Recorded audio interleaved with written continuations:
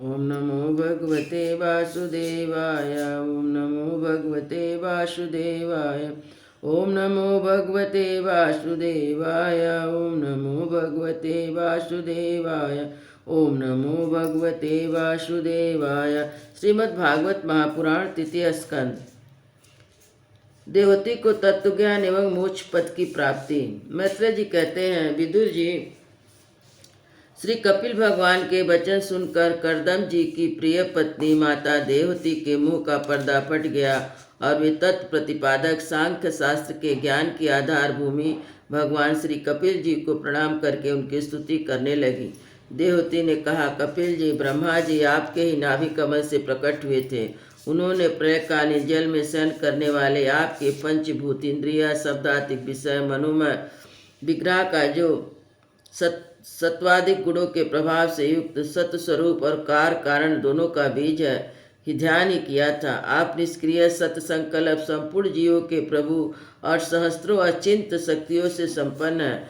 अपनी शक्ति को गुण प्रभाव से रूप से ब्रह्मादिक अनंत मूर्तियों में व्यक्त करके उन्हें द्वारा आप स्वयं ही विश्व की रचना आदि करते हैं।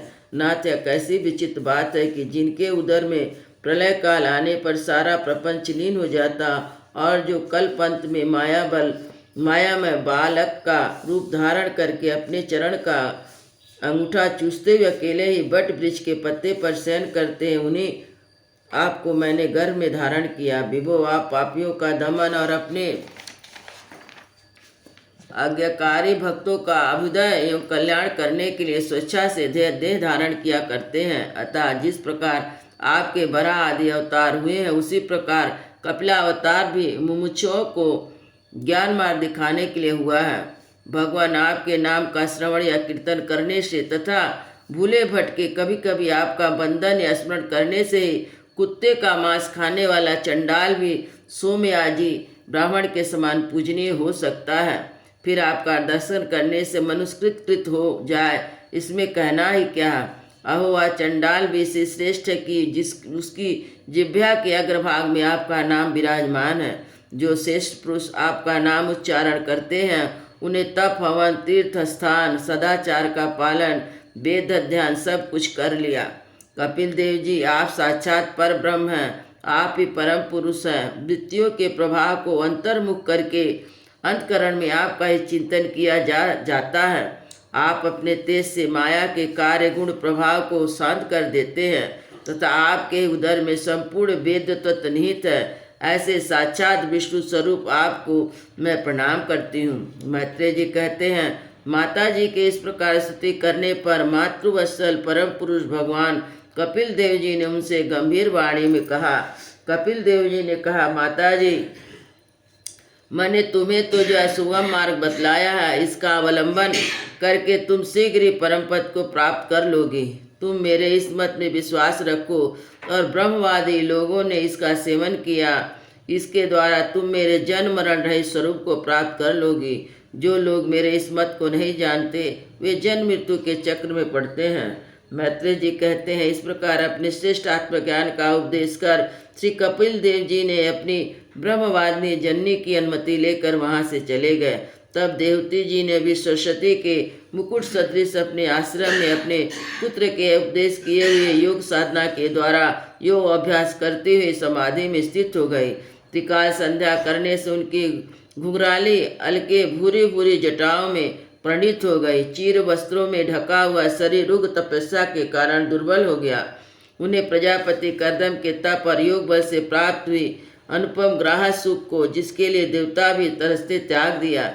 जिसमें दूध फेन के समान स्वच्छ और सुकोमल शैया से युक्त हाथी दांत के पलंग, सुवर्ण के पात्र, सोने के सिंहासन, उन पर कोमल कोमल गद्दे बिछे हुए थे, जिसे तथा जिसकी स्वच्छ स्फट मणि और मरकत मणि की भीतों में रत्नों की बनी रमणीय मूर्तियों के सहित मणि में दीपक जगमगा रहे थे, जो फूलों से लदे हुए अनेक दिव्य वृक्षों से सुशोभित था, जिसमें अनेक प्रकार के पक्षियों का कलवर और मत वाले भौरों का गुंजार होता था।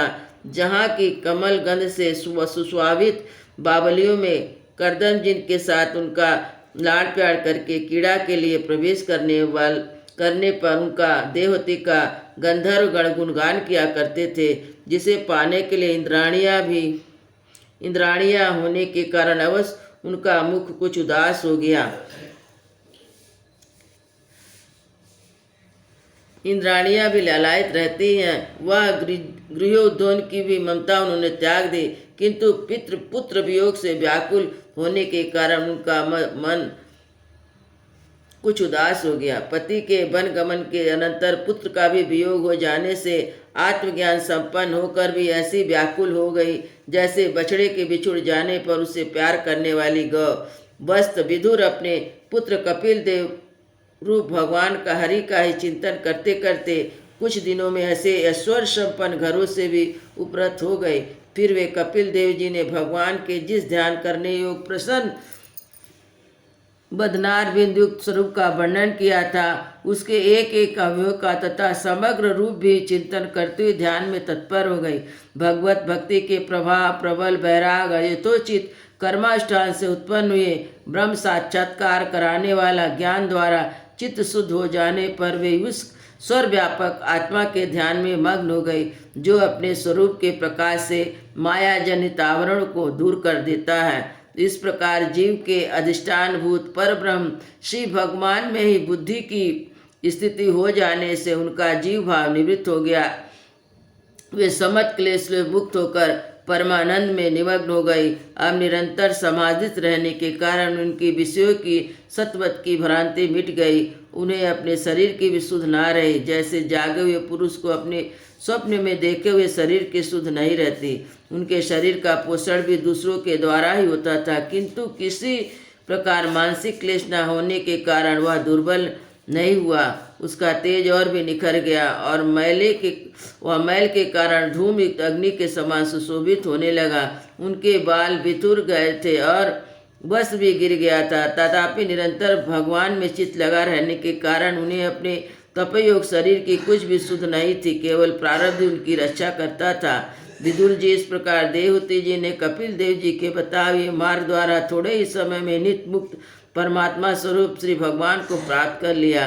वीरवर जिस स्थान पर उन्हें सिद्धि प्राप्त हुई वह पवित्र क्षेत्र त्रिलोकी में सिद्ध पद नाम से विख्यात है। साधु स्वभाव विदुर जी योग साधना के द्वारा उनके शरीर के सारे दैहिक मल दूर हो गए। वह एक नदी के रूप में प्रणीत हो गई। उन्हें सिद्धगढ़ से सेवित और सब प्रकार की सिद्धि देने वाली है। महायोगी भगवान कपिल जी भी माता की आज्ञा ले पिता के आश्रम से ईशान कोण की ओर चले गए। वहाँ समुद्र ने उनका पूजन करके उन्हें स्थान दिया।